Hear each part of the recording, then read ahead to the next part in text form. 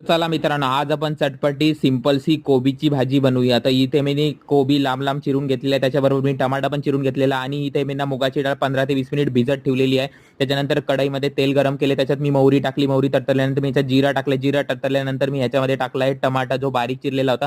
त्याला चांगल्या प्रकारे थोडा फ्राय करून नरम करून घ्यायचा. त्याच्यानंतर मी ह्याच्यामध्ये ना जे मसाले टाकले, हिंग, हळद आणि आपण जे घरामध्ये मसाले यूज करतो रेग्युलर ते मसाले ऍड केले. त्याच्यानंतर हे थोडंसं भुनून घेतले.